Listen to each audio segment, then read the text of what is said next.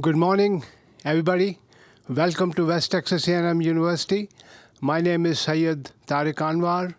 I am a professor in the College of Business at West Texas A&M since 1987.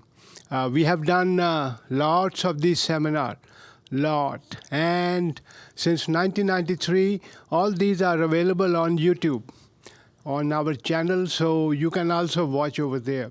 But anyway, today's topic is very, very important. The industry itself is very big. First of all, the class is marketing strategy and analytics, data. And in this class, we have discussed all kinds of industries. I specifically picked up this industry because the pace of change is very fast. It's amazing how fast things are going.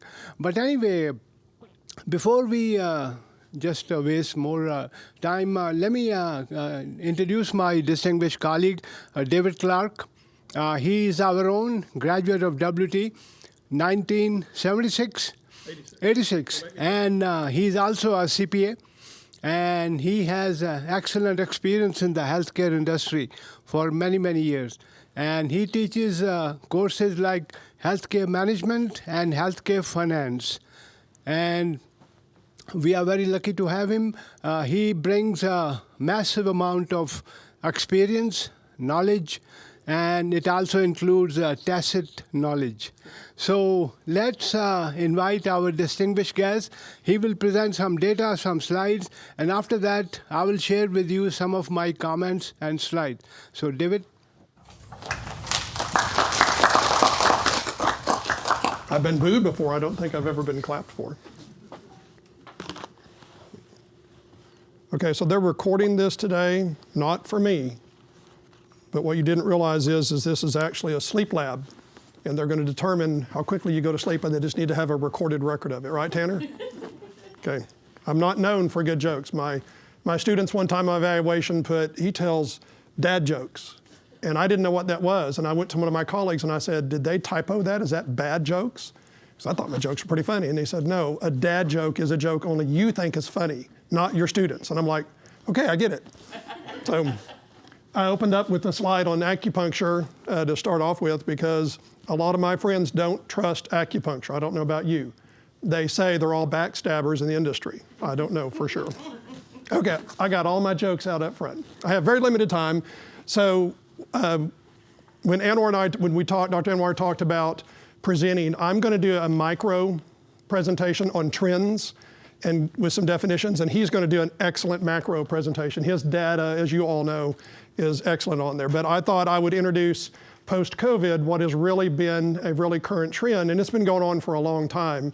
And I would present kind of the micro and the definition. Some of you may have heard about integrated medicine, but you may not know the substance, the definitions, and some of the application of it on there. So this is about me. I don't give that to you to impress you because it just means I'm old. But what it is, it tells you that I have a lot of experience in traditional medicine, allopathic medicine. I ran the pediatric trauma, the pediatric ICU, the NICU. I was fortunate in the 80s, all the way through my career of almost 35 years now, to be involved with some really groundbreaking medicine, from neonates with the development of surfactant and some of the things that work back then to now, working with some of the DNA models, RNA for the treatment of viruses.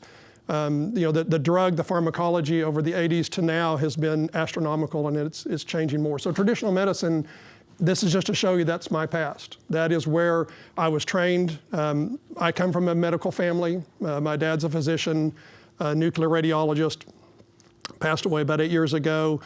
He ran the program for Baylor Scott and White and Texas A&M as far as teaching residents on application.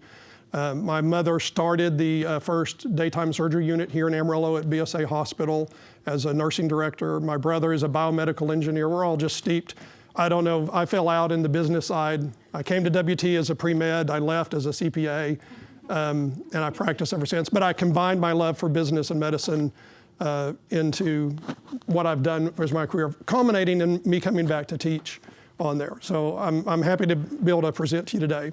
So this is my journey. I don't call it my journey, I call it the journey, because this is actually my wife, and she gave me permission to talk. This is now about 18 years ago. As you can tell, this is a brain tumor. We had come back from our 20th anniversary from Hawaii, and on the flight back, my wife just had horrible, horrible symptoms on there. I thought it was just the flight. But that persisted, and finally she got the diagnosis. She had a brain tumor. That's the tip of it coming from underneath. It's on her left side. It's about the size of a grapefruit. You can't see all of it in there. We had phenomenal allopathic medicine. We had phenomenal traditional medicine, surgery.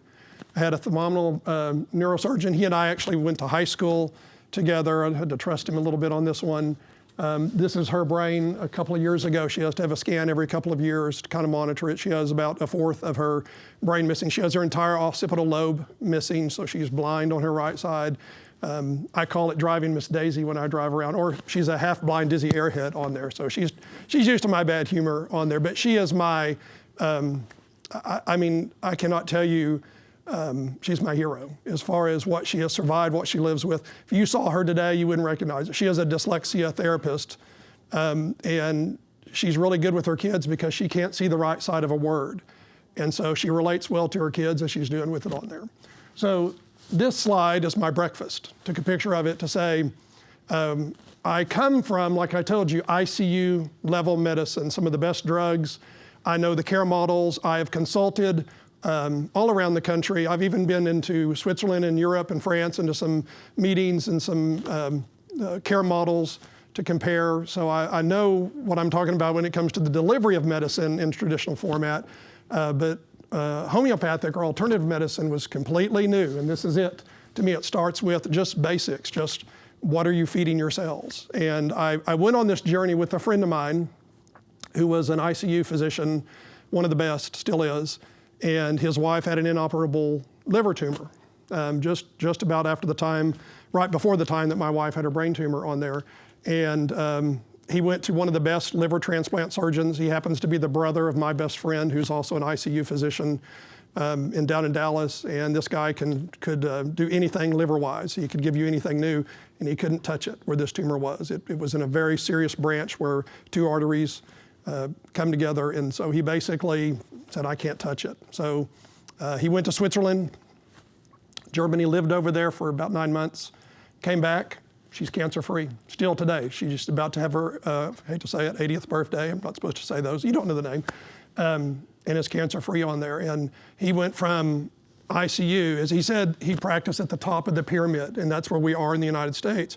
But he said we had to go backwards. We had to go back to where the cellular level is and what causes this and what prevents it. And this is a very controversial topic. I will tell you that. COVID, I think, showed that out. I mean, there are trenches on both sides of this war.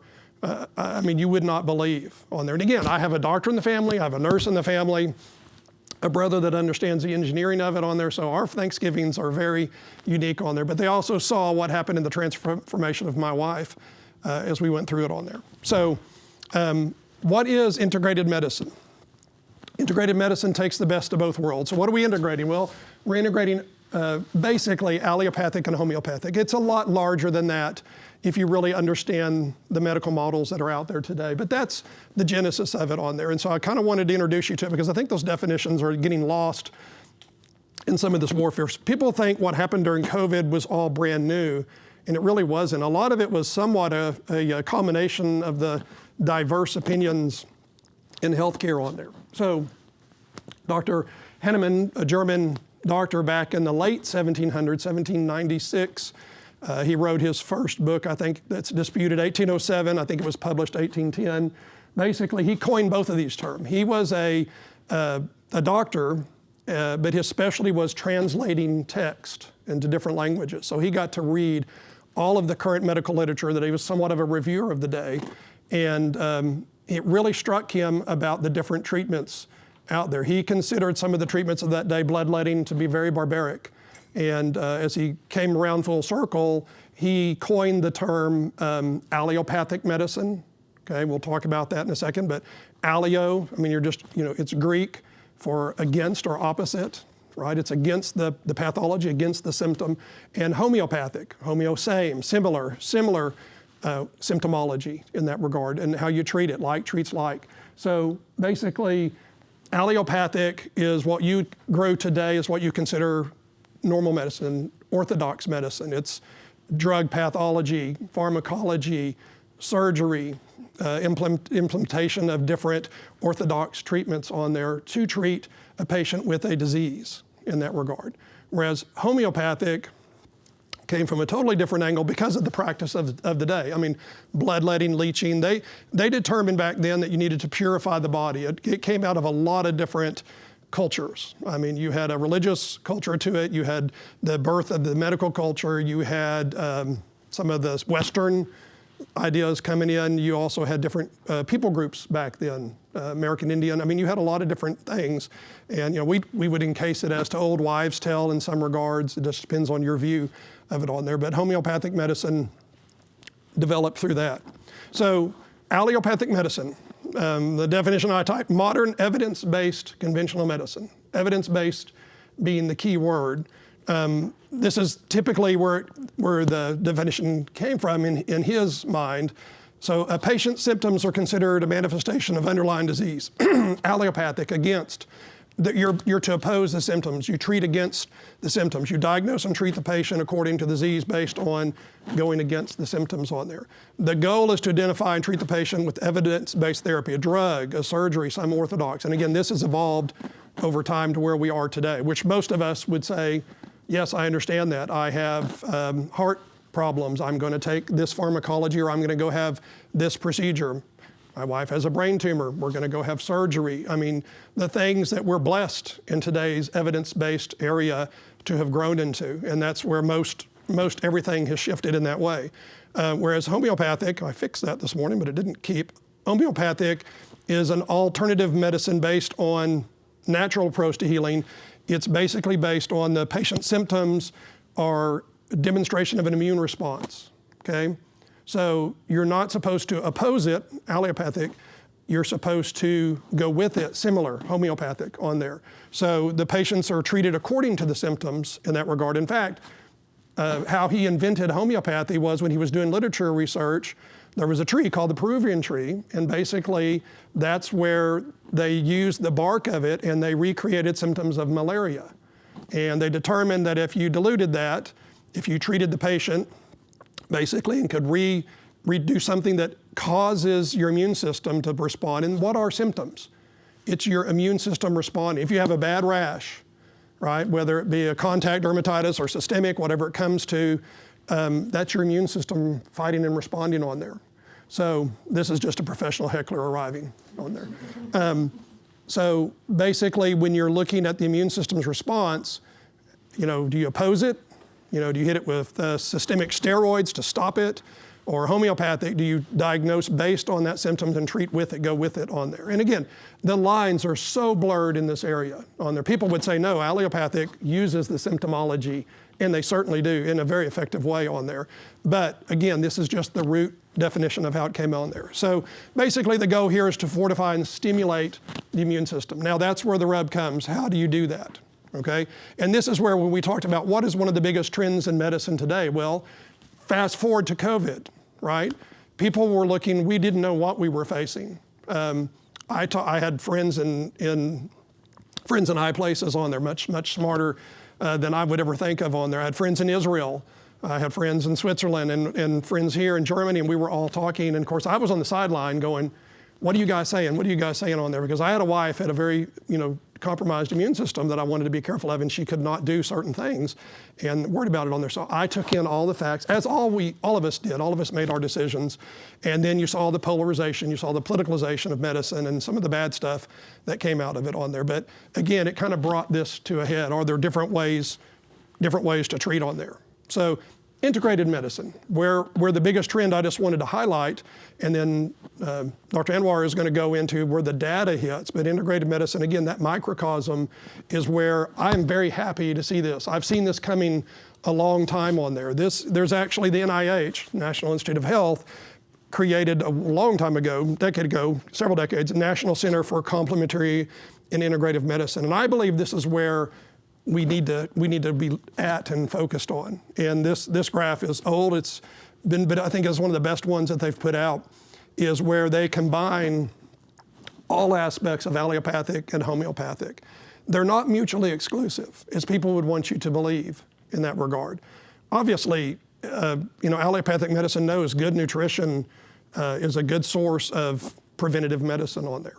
I worked in pediatric medicine, and we were one of the first ones to use the nurse practitioner model in the late 80s, and we hired some of the best nurse practitioners here in the region on there under a grant.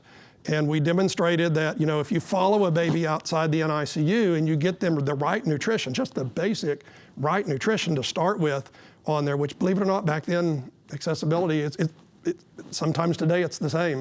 We just keep repeating the same mistakes, in my opinion, on that delivery model on there. But just the basic nutrition on there, even if we could push it back a little bit, prenatal in that regard. If we had a high-risk mother that we knew this was her third child and was high risk, and what kind of nutrition was she getting, what toxic substances was she avoiding, et cetera. Again, this isn't new stuff. This is the same. But this is the picture of what integration looks like on there. And I think one of the biggest trends that you guys need to come out of looking, especially in a marketing capstone class, if you are really going to look at how do I go out and look at healthcare. It's a monstrous industry. You're about to hear how big it is. But healthcare has so much depth as far as how you approach it. And let me tell you, one of the good things I think COVID did do is it empowered the consumer. And I think that needed to happen. I'm a consumer of healthcare. I've had access to a lot of information ahead of a lot of people way before COVID. I was well prepared.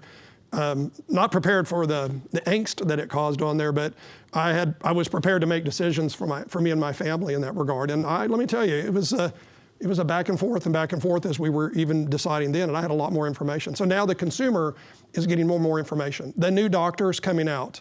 Let me tell you about new doctors. I've worked in consulting, and they're a whole different breed, right? The new doctors coming through, and I believe that they're more open to a lot of things, more open to ideologies in that regard. The new delivery model, nurse practitioners, physician assistants on there, I think that is some of the best medicine, honestly, you can get in the primary care market. And even now it's stepping over into specialty care on there. Some of the nurse practitioners I've worked with are, they'll beat a new graduate doctor any day on there, plus they'll listen to you on there. And that model is just evolving. And I believe that this integrated universe of listening to the patient, right, and working with different modalities. And that's what this is. It's just a look at the modalities on there.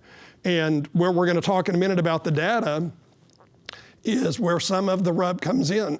For example, you have a lot of name brand oncology centers that have gone over into the immunology world, okay? So pharmacology followed them when they realized that they were doing high dose vitamin C, doing some of the things people went to Mexico for, getting high dose potassium, which can cost you your medical license over in the stateside on that regard. They started realizing, hey, there's something going on here, and there's also some effectiveness to it. Some people pointed back to my doctor, right? And unfortunately, one of his biggest mistakes early on is he had a theory that coffee was bad for you, right?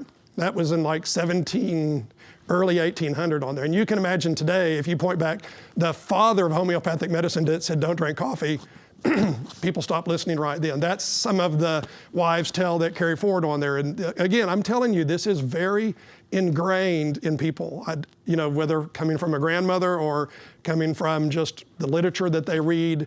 I've also found that honestly, education does not really separate that, because I've seen people on both sides of that. I've seen ICU doctors that will treat some type of septicemia with silver nitrate in the ICU. They'll go against medical policy and have patients bring in silver nitrate, and you see a patient live with a really bad bug that, the pathology and the origin of it is being studied on there, and they live. And you have doctors that will take that person up against medical ethics and get them fired on there. I've seen those kind of battles happen in big institutions on there, and it is a war on there. But again, back to my comment, consumers, which we're all consumers, right? We want what's best for us and our family first. If we're in the practice of healthcare, we want to deliver evidence-based medicine, right? And I think integration is starting to do that. Some people would look at this chart and start to say, well, that that yoga, if you ever saw me on a yoga mat, which you haven't and won't probably, I can't stretch. But I have doctor friends that have taken up Tai Chi and yoga, and you know what? It's cured some arthritis. It's got inflammation down. A lot of the root cause of a lot of our disease is inflammation in the body, whether you want to call it or not on there. I've seen it too much. But all of these things coming together, acupuncture, right? The backstabbers. So I've got friends that have had immense relief just from the backstabbers. Sorry about my bad humor on there, from acupuncture on there. I've even considered it. So, and if I'm considering needles in my back, I've come a long way on there.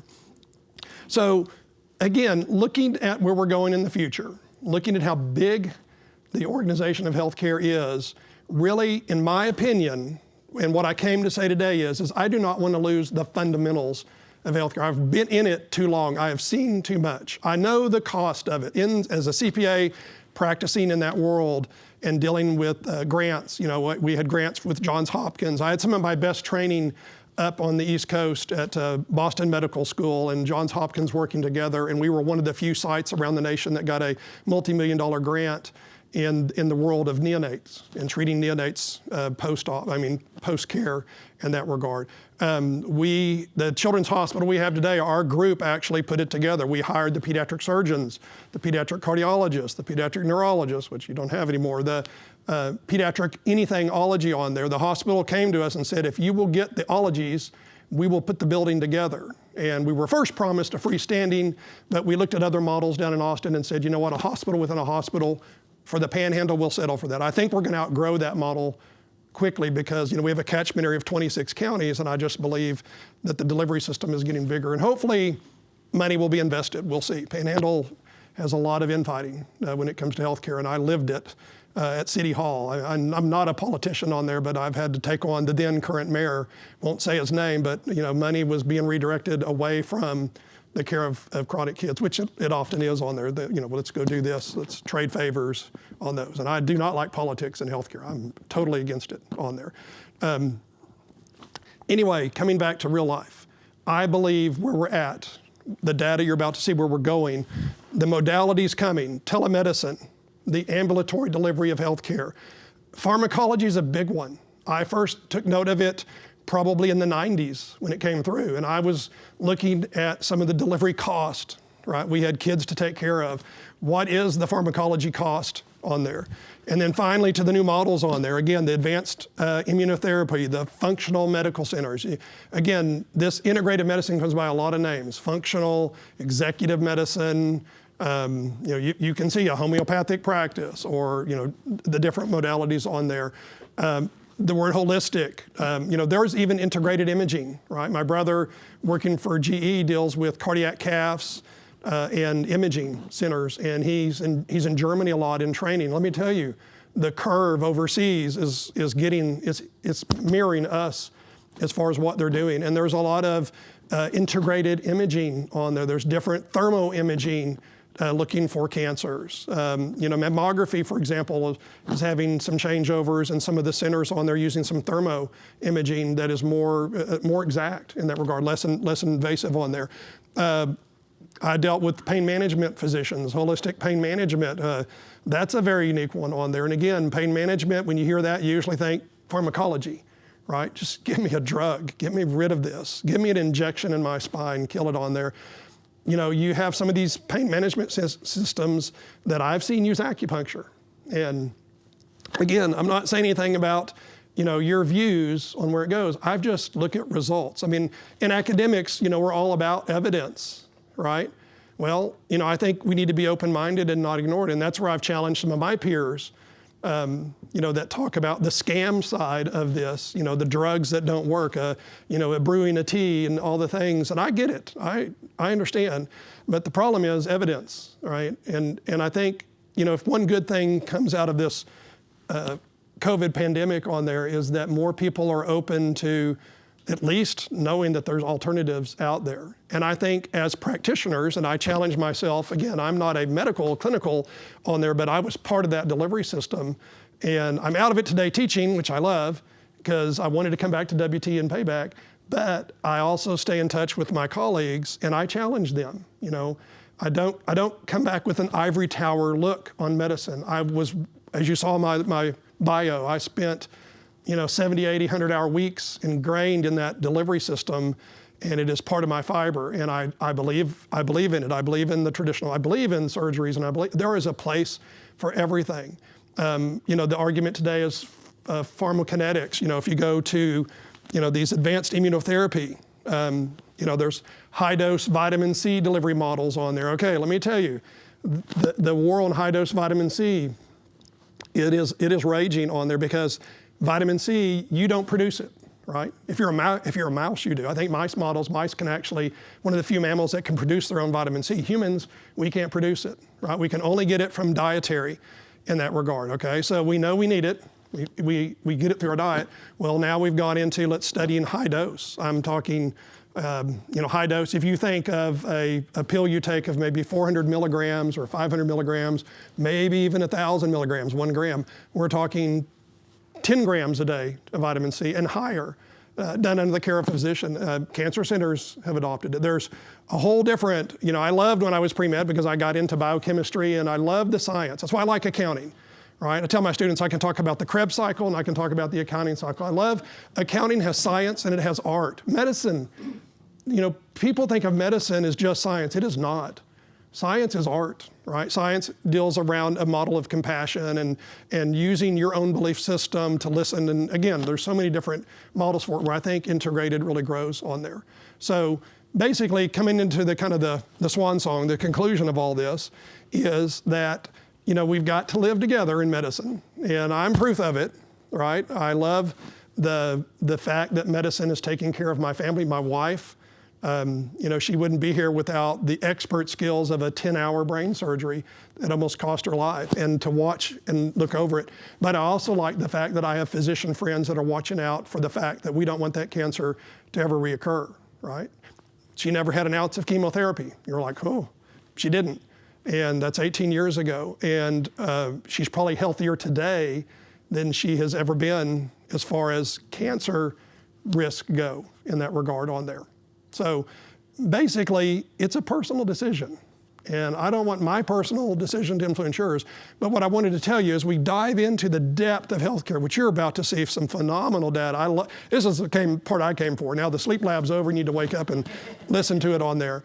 But I really believe that healthcare, if you're interested in an industry, whether on the clinical side or whether on the business side or the marketing side, the communication side, it is primed for expansion, if you can believe that.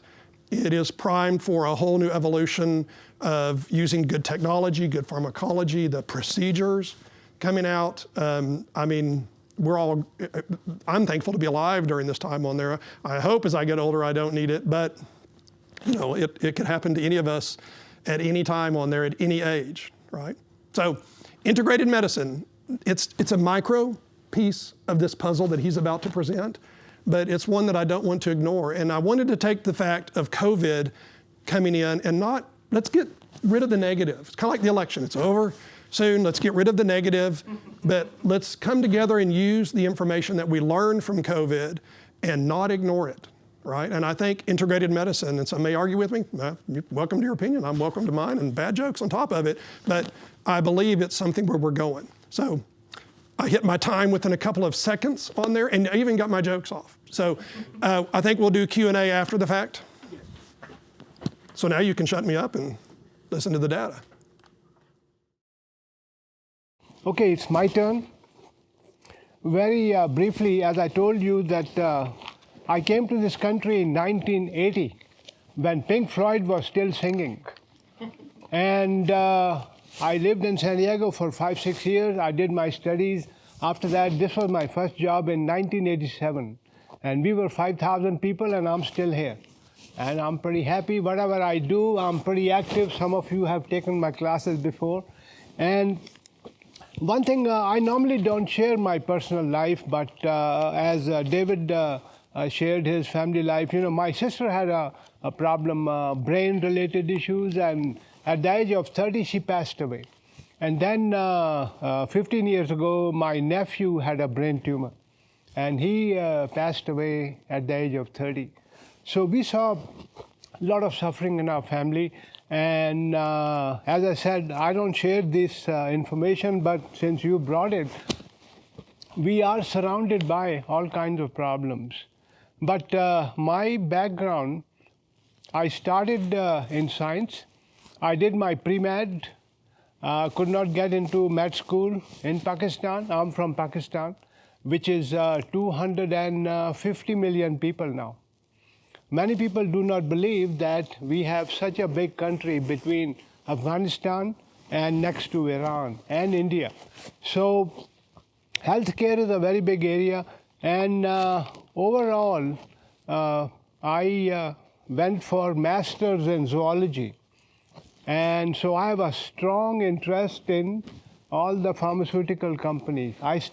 So some of my writing is like I did few papers as we were discussing it, corporate inversions of Pfizer. Pfizer wanted to move to England one time. And there is a company from Switzerland called Novartis. They wanted to acquire Aventis, and Sanofi came in. And so Novartis, they did not buy. And then I presented quite a few papers on the pharmaceutical, and currently my current projects in this industry, it is related to marketing. I'm working on a pretty big project on the pandemic treaty, global pandemic treaty. It came after the COVID, and still countries do not want to cooperate. You do not want to surrender your sovereignty. So hopefully someday it will happen. We will see. So this is a brief introduction, and my work, basically I do a lot of industry-based studies. So when you look at the industry, the US healthcare market size is $4.5 trillion. It's massive. And Pakistan is only $400 billion economy. So you can imagine. And the global pharmaceutical industry is $8 trillion, 200 plus countries.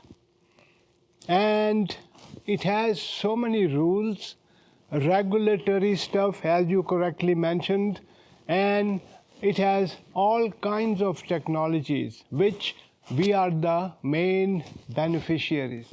I mean, if you go anywhere, so this is my opening statement. Let me share with you some of the data. The market size is 8.45 trillion.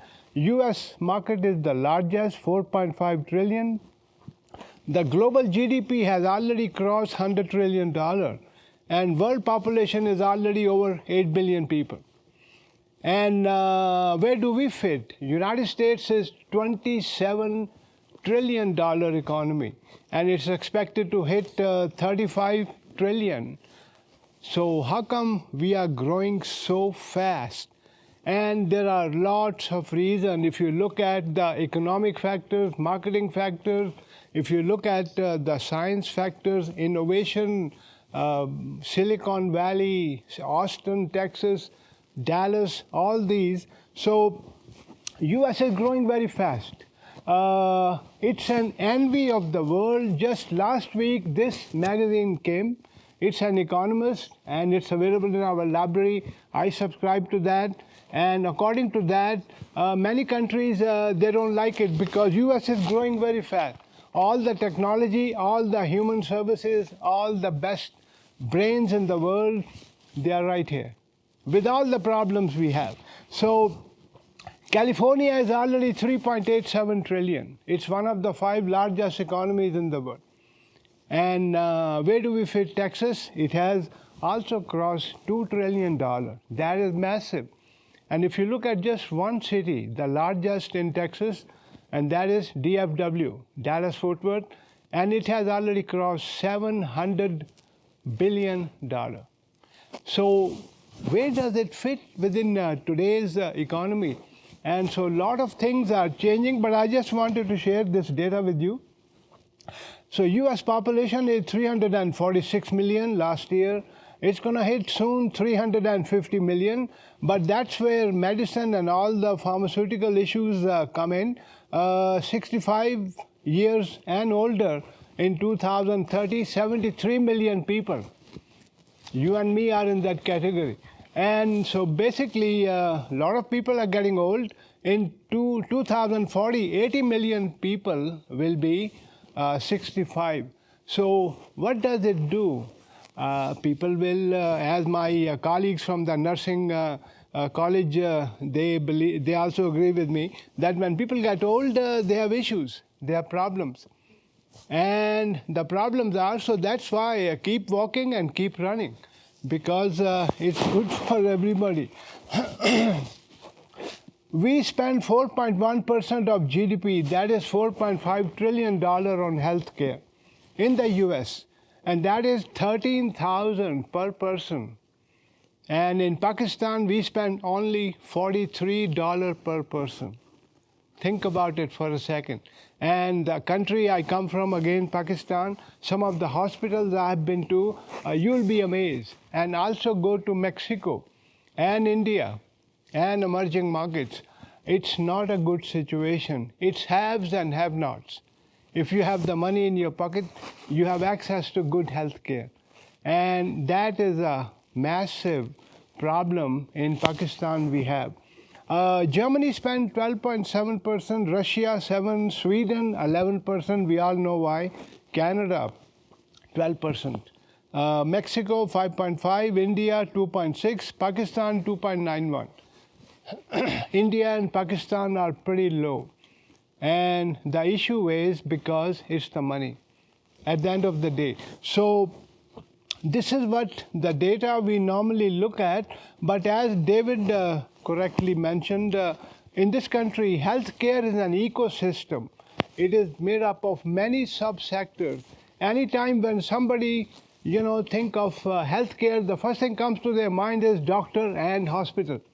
It's not accurate because the industry is massive, and look at the sectors, and it is like an ecosystem, just like Apple and Amazon and eBay and Walmart.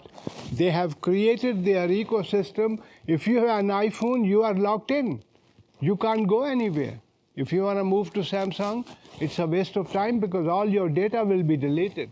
So this is where the issue is that my area, favorite area is pharmaceutical and biotech. This is where I do most of my writing. There are lots of medical devices, technologies, health insurance, health consulting, funding agencies, entrepreneurial entities. R&D is very big, research and development, massive. I mean, you just saw one of the few companies, they brought their weight loss medicines, and they are doing very well. And although one company was $126 down today, they are from Indianapolis. And so this industry is also doing very well. I don't know, my data hopefully is accurate. 159 med schools in this country. And very competitive market. Some of the best in the world. And they are right here, as we all know. Many of my colleagues, they have come from Pakistan and they are practicing in the US. Okay, so lot of government regulatory bodies are there, just like in any country. But in the US and Europe, we have quite a lot. And the reason is because at the end of the day in marketing, it's all consumer. Consumer has to be protected. Otherwise, there's a lot of abuse we have seen in some countries. Take the example of DTC, direct to consumer. After COVID, we saw so many ads on TV, and it's a $7 to $8 billion market. When you make people exposed to those ads on TV, of course they cannot go and buy, but they go to their doctor. That industry is only available in two countries, United States and New Zealand. And in Pakistan and many countries, they don't allow this kind of advertising because it's kind of maybe unethical, maybe confusing, maybe deception. There are a lot of consumer behavior issues. We deal with that. And artificial intelligence is becoming very big. We have a couple of seminars last year on this topic. IoTs have become very big, Internet of Things. We are all connected. You are connected, I'm connected, iPhone is connected, markets are connected, industries are connected, people are connected. In fact, your telephone is your own spy. You can be monitored anywhere in the world. When I go to Pakistan, my telephone automatically switches over to the Pakistani system. I don't do anything. Of course, they are also making money, AT&T. So use of multimodal data sets, precision therapeutics, more autonomous virtual activities, AI. I mean, this is just 0 to 5, 5 to 10, and beyond. These are the trends. Now, sometimes we make predictions and we are very simple, but I think if you are correct in predictions, in these days, normally we do not predict more than 5 years. If you are an oil company, you have to make a plan for 10 years at least. Drilling, exploration, refinery, this is very time consuming. But in IT and all these companies, normally we stay within 5 years because pace of change is very fast. And this is where healthcare also comes in. So what are the regulatory bodies we are looking at? In the US, we have FTC, Federal Trade Commission. What do? They keep an eye on all the activities, antitrust laws. Are you creating monopoly? Are you taking care of your consumers or no? In the European Union, they have European Commission. In the United Kingdom, they have Competition Commission. Then we are also dealing with cybersecurity, network security, legal and copyright issues, expert knowledge, disruptive effects, and issues of inequality. When they were in the process of developing COVID vaccines, quite a few companies, and there were some lawsuits also, because somebody was complaining that he took my knowledge and the people were suing each other. So we see these things in the healthcare all the time. Pharmaceutical industry is $1.5 trillion. I don't have the time and I don't have the list, but you can look at it online. Some of the largest companies in this country and Europe, they are in this industry. Market size in the US is $575 billion. R&D spending is very big. In fact, this itself is a very big topic. Research and development, not every company is doing well. And the reason is because there are lots of alliances and collaboration. At the global level, this is where in marketing and international business, we keep track of these trends, that you cannot compete and beat your competitors sometime. So what is the remedy? Join them. You have to collaborate, make joint ventures. So this is very good. How much budget we may have for FDA? Food and Drug Administration is $5.9 billion. And many people say that it's not enough, because the market is very big. So that is another topic. Someday we will discuss it. Most of the major firms are in the US and Europe. So let me share with you a basic value chain. David also showed this, but if you look at the basic value chain, a pharmaceutical company comes up with an idea, but it takes a long time. Phase 1 is 2 to 5 years. Phase 2 is 1 to 2 years. Phase 3 is the longest one, 5 to 7 years. Phase 4 is half a year to maybe 2 years. And phase 5 is approval. And there is no guarantee. This is one of the problems in the pharmaceutical and biotech industry. And so R&D expertise is very important. Transaction cost is always the issue. You know, for about 10 years ago, some of the companies I was looking at, and now they are in weight loss, selling weight loss medicines. I mean, they are superstars. They are doing very well. One is from Indianapolis. It took them a long time. At that time, I wish I had bought their shares, but I did not. And today, it is already, one company is reaching $1 trillion market value. Think about it. And so that is only possible in the United States. So if you look at weight loss medicines, those are, at least there are 28 of those. And these are also coming out from India. And then we also have number 2. Number 1 is original, number 2 is fake. And we have seen that in many categories in the pharmaceutical. Just like when you go to some countries and buy automotive parts, they will ask you, sir, do you need number 1 or number 2? So lot of fake stuff is already there. So R&D network, alliances, joint ventures, competitive rivalries, regulatory environment. Recent example, weight loss drugs, COVID vaccines, new technology, digital transformation. So this is your basic value chain. And at the end of this value chain, there is no guarantee that your whole medicine will be approved. So last year, I think they approved only 55. Okay, now I'm going to look at some of the marketing trends because they are related to medicine and pharmaceutical industry and healthcare.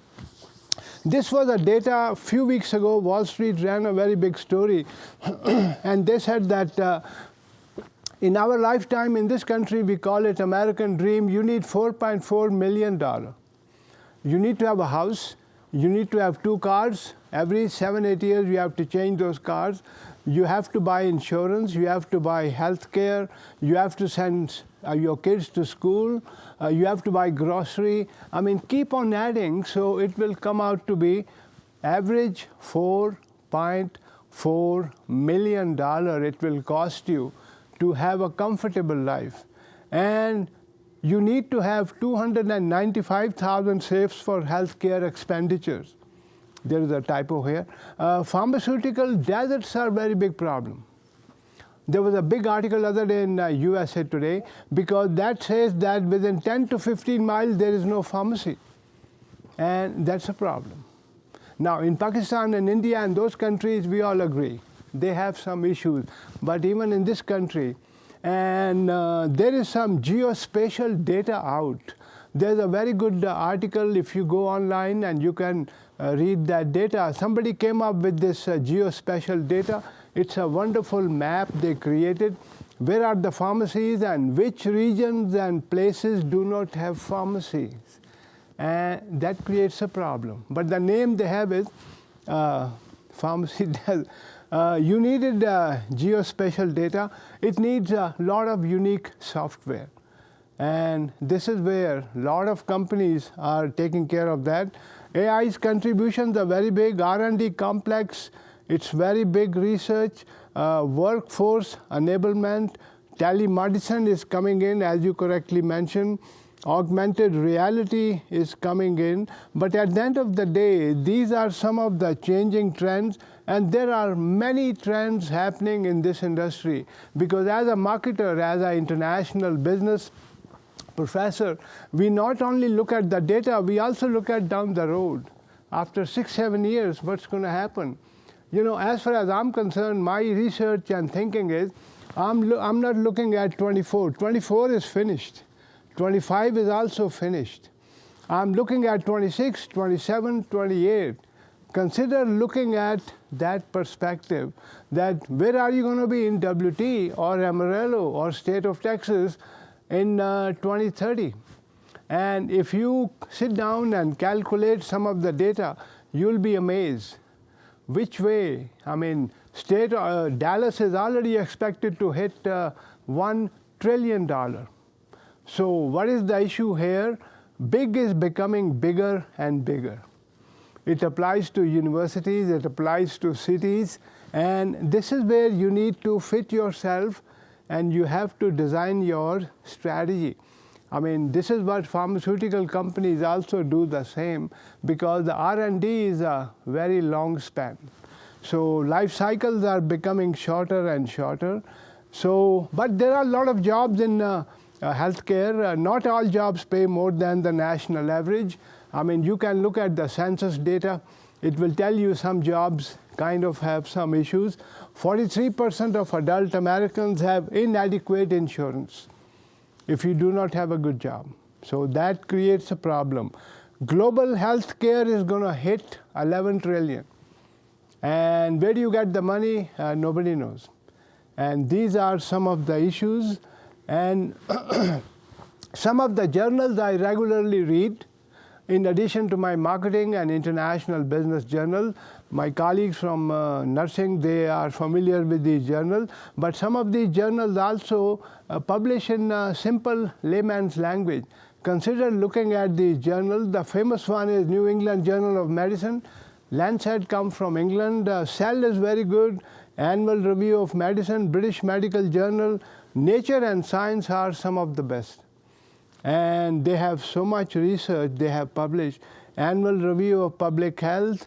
And there are many law journals available through our library. If you go to Hind online, I mean, from Harvard Law Review to you name any journal, we have it in our library. And they publish lot of articles related to pharmaceutical industry. So the topic is very hot. And the last statements I would like to make is, and this came in Financial Times last month, and they had a special survey. And this is like a Wall Street Journal coming from England, and it's available in our library also, although I subscribe to it. And they said that nations yet to learn lessons from COVID. Experts say better response needed to fend off future pandemics. So it's not over. It can be a problem. So what are the prospects for global pandemic treaty? That itself is a very big topic. And chances are it's not going to be concluded in the next 3 to 4 years because countries do not cooperate. And that's where rich countries versus developing world, I mean, the wavelength is not same. So this is where we have these issues. So this is my lecture. I'll be happy to answer. And David, if you also come here, they may have questions for you. But the pace of change is very fast, and a lot of things are happening in this industry which we have to monitor. I'll open this floor for your questions. I've got a question for you. Okay, so as you were saying, they definitely have had a huge emphasis on improving this, and I think COVID is what like jump-started this. So I remember we've talked about Beyond Meat, how their business model was failing, so they moved it to trying to create like superfoods, like they're just full of nutrients. I guess my question would be, how far will they take this initiative? To like, how do you think that they will invest every resource into it? I mean, my answer to that is going to be the consumers are probably going to drive it because, you know, when you can, for example, talk about pharmacology, when you have an insurance, you can get you don't know what your drug costs a month. Maybe it's $2,000 a month and it works. Okay. Well, when that gets cut off and, you know, we're heading into some economic times with insurance companies. I mean, that's been, you know, studied, but it's getting real. You know, I think companies like that are going to be more consumer driven on there. If there's consumer demand and you're looking for, okay, I can't get a pharmacy drug, I've got to eat better or find something that, you know, I'm allergic to all this. I need to get rid of allergens in my body to help me on there. I think the consumers are going to drive the companies to do that. And I think you're going to find there already are a lot. I mean, in the world that I live in and study, you know, there are so many things in the pipeline and so many companies that have adjusted their business model just around. That's why I talked about integrated medicine, because I believe in a marketing deal, you're just at the precipice of where some of the changes are coming, and you're going to see this direct to consumer. And it competes with some of the, you know, the pharmaceuticals. But again, it comes down to money. It comes down to, you know, people vote with their money literally in that. I don't know if that answers your question, but that's kind of where I think it's going. Let me add one more. There was a big article and a survey done a few weeks ago in USA Today, because sometimes some of the information is also important, and it's published in USA Today, Wall Street, Financial Times, in addition to all the journals. And they said that because of the waist loss drug, there is a shortage of insulins. And so suddenly everybody is running towards that style, that format, it's a designer product, something like that. And then on the other hand, they have issue and they can't provide enough insulin. So that was another one. Other thing is some of the things are becoming kind of a lifestyle, and people, the technology is so much available. People have craving for these kind of drugs and lifestyle. So the pace of change and the life cycle, if you look at that, are getting shorter and shorter. So that is one of the issues. Take the example of when you created COVID vaccines. How many companies were running, and there were alliances, Germany and here. And at the end of the day, look at those companies and their stocks. Because we look at that aspect, and people made a lot of money. And the reason is because the vaccines were in big demand. And so very hard to predict.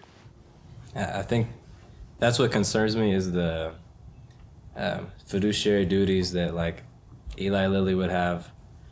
They can't afford for people to go healthy because they're going to stop making money. And so I think that's just concern. I don't think they'll invest everything into it just because of that reason. So.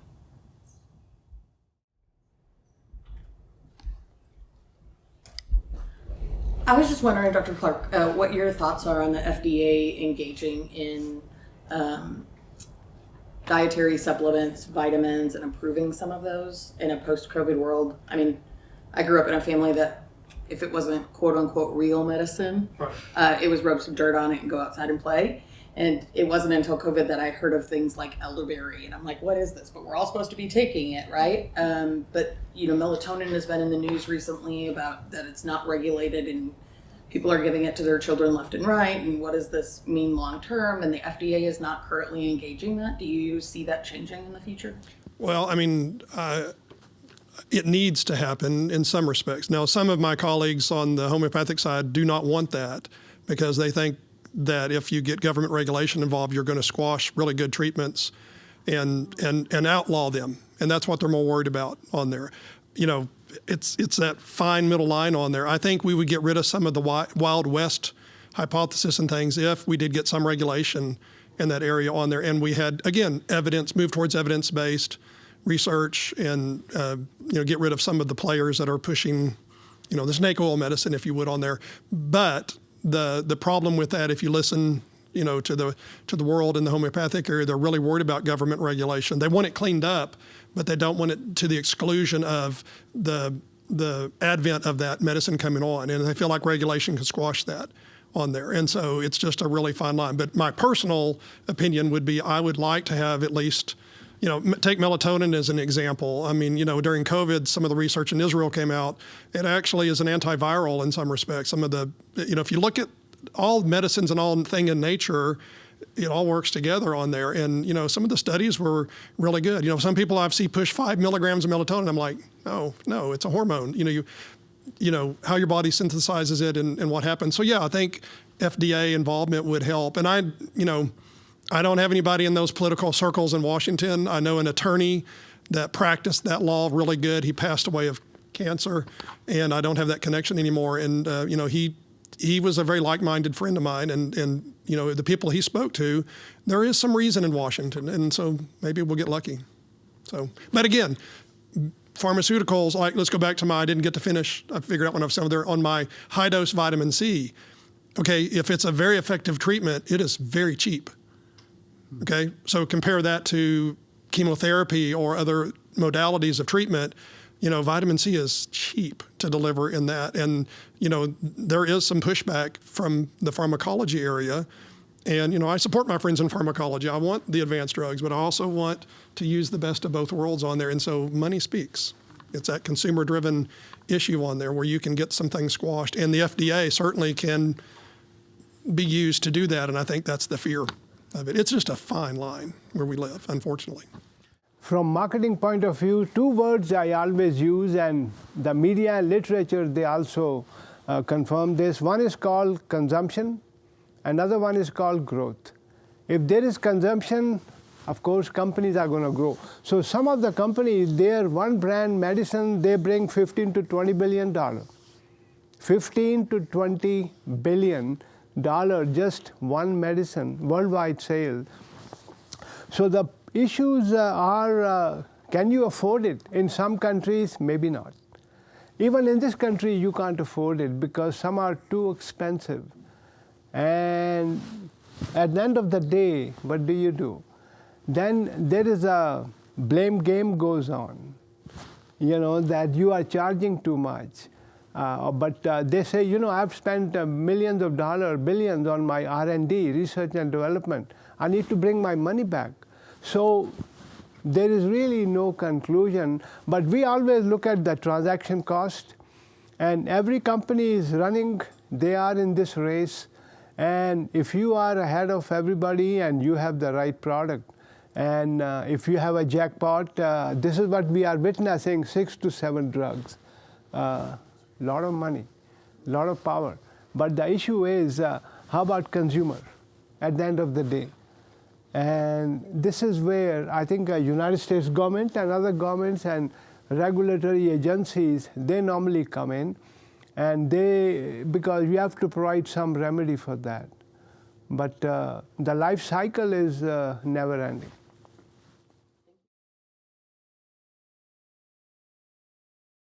So some of the things that I've been reading lately talk about that we don't have a whole lot of studies for women's health, that much of the research dollars have been going towards studies for men, and then they just try to apply that for women. And I just wonder, are you seeing any trends where no, he shook his head no.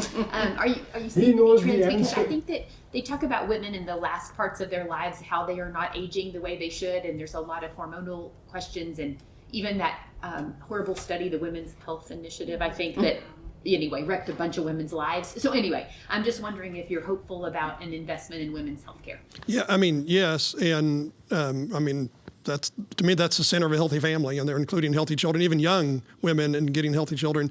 In my world, on the homeopathic side, the alternative medicine side, I've seen more movement than I have on allopathic. I think the delivery models on the allopathic side may have a little bit better, but the hormone therapies, for example, have been pushed. And actually, what you're finding, and at least in my circles, you're seeing the more homeopathic practitioners in integrated medicine using allopathic medicine.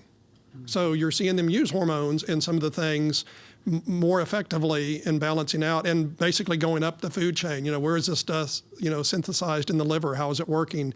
How's it processed? They're getting DNA tests to see how your body, takes it on there. So I think it's there. And, one of my big clients in my practice when I owned a company was an OBGYN, one of the best, some of the best doctors that I've worked with. And they were, whether male or female in that practice, they were very centric, and they started integrating. They started bringing in some of these other hormone treatments because they couldn't get insurance to deal with it or whatever. So I think it's there. I think you have to be a consumer of it to find it on there, but I have hope that it's being driven more and more, even on the allopathic side. Again, I like integrated. I want the best of both worlds on there, but I think so. I think it's coming. Coming from Pakistan, if you look at that region, 1.5 billion people, India, Pakistan, Bangladesh, and we grew up with these alternative medicines. In India and Pakistan, if you have the time someday, spend few hours, you will come across, it is a recognized area, and it has a very deep history. It goes back to 200-300 years. And people still believe in that, and these are in big demand. So India, Pakistan, Bangladesh, Sri Lanka, they are very much into these, and they also give degrees. People can go to college and they can be trained. The naturopathic model is hitting big on there. But remember, the father of it didn't like coffee and said it was bad, so you're never going to get past some of the stigmatism of that, I guess, on there. And he's been dead a long time. So.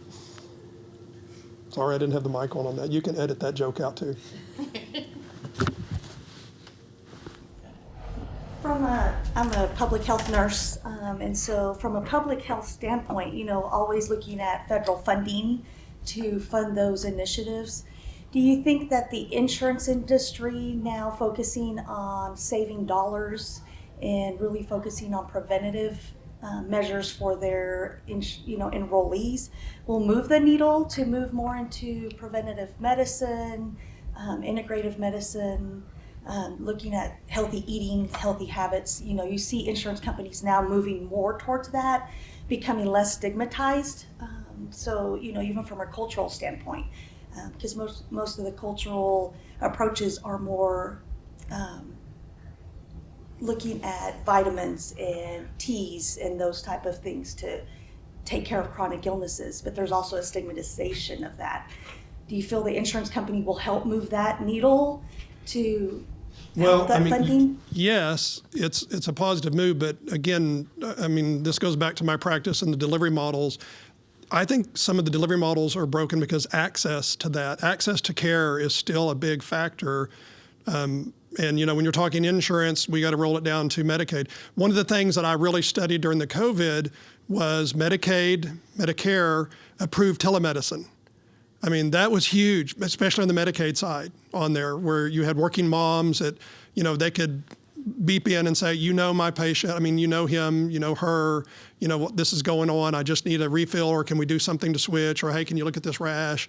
I thought, okay, this is great. This is kind of a breakthrough on access on there. But now, you look at Medicaid around the nation on there, and of course, telemedicine costs them more. And so I think the fundamentals are there, but I still think, that access to care, having the right providers that are willing to see those populations. And again, my heart was more on pediatrics because I did pediatric multi-specialties, was what I grew up in. But again, even on older adults in that regard, I think, again, yes, we've always found if you push towards that and regulation and dollars are spent, you have good outcomes because then you will incentivize practitioners. A lot of times you see it first and in public health, or you'll see it at medical schools that are doing, indigent care clinics or something like that.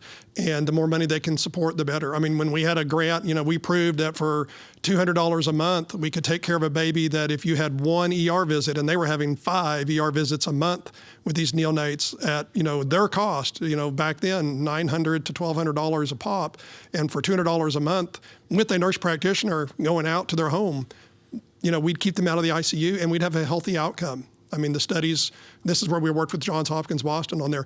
But again, that study eventually came to an end because the overall traction on it. Again, unfortunately, the money speaks in that regard. So yes, I think it's helping and it will help. It's helping in certain areas when you get to chronicity. Diabetes, for example. I think you're seeing some ground movement on there. And the pharmacology on diabetes, if you keep up with that, we're just this close on they have so many trial drugs out there that, even if one of those hits, it's going to change. So I believe that investment's working. It's just a matter of, in my opinion, can you get your patients to access it? And God bless you for being in public health, because that's where the ground, people discount that, but, if you don't take care of the sickest among you and the most vulnerable among you, then, you're going to pay for it in the end anyway. You're going to have sick kids that grow up to be sick adults. And, you might as well put your money where your mouth is on there. So, let me add one more thing. At the macro level, mergers and acquisitions are becoming very popular regarding your question. And the reason is mergers and acquisition, you have private equity, people sitting in Wall Street or San Francisco or all the big cities. It's like, how do we combine, how do we buy, how do you acquire a company? But then when you do that, you have to be very careful, because you do not guarantee what's going to happen after 5 years when you bring two cultures together. Company cultures are very tricky. We saw that in 1988, 89 in WT. Somebody came up with this idea and they said, no more West Texas State.